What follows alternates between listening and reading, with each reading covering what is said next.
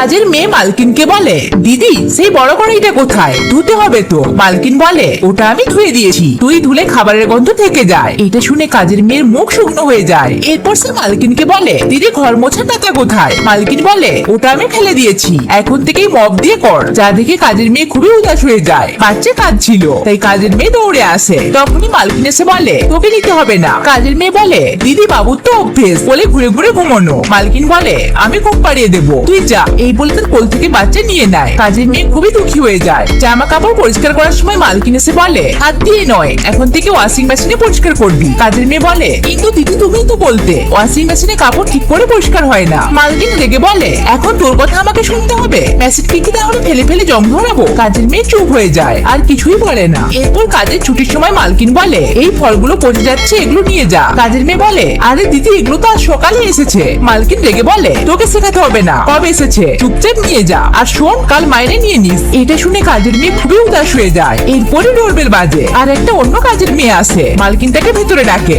এরপর তাকে কাল থেকে কাজ শুরু করতে বলে। এটা শুনে কাজের মেয়ে কাঁদতে কাঁদতে বলে, আর দিদি আমি? মালকিন বলে, তোর দ্বারা হবে না, তুই প্রেগন্যান্ট। কাজের মেয়ে কাতর স্বরে বলে, দিদি আমি করে নেব। কিন্তু মালকিন না শুনে নতুন কাজের মেয়েকে সব কাজ বুঝিয়ে দিতে লাগে। বেচারি মেয়েটি মাথা নিচু করে দাঁড়িয়েছিল। মালকিন বলে, কিরে তুই যাসনি কেন এখনো? তখনই নতুন কাজের মেয়েটি জিজ্ঞেস করে, দিদি রান্না কতটুকু করতে হবে? মালকিন বলে, রান্না করতে হবে না, ওটা আমি আর রাধা বাড়িয়ে নেব। কি তাই তো রাধা? এটা শুনে গরিব কাজের মেয়েটি অবাক হয়ে যায়, তার চোখ দিয়ে জল গড়িয়ে পড়ে। মালকিন বলে, তোর মনে আছে যখন আমি প্রেগনেন্ট ছিলাম তুই আমার কত খেয়াল রাখতিস? ভুলেই গিয়েছিলি যে তোর একটা বাড়ি আছে, এখানেই পড়ে থাকতিস সারাক্ষণ। তুই আমার জন্য কত কিছুই না করেছিস, তাই আমারও তো কিছু কর্তব্য রয়েছে। গরিব মেয়েটি ভাবতেও পারেনি যে কেউ তার জন্য এতটাও ভাবতে পারে। তো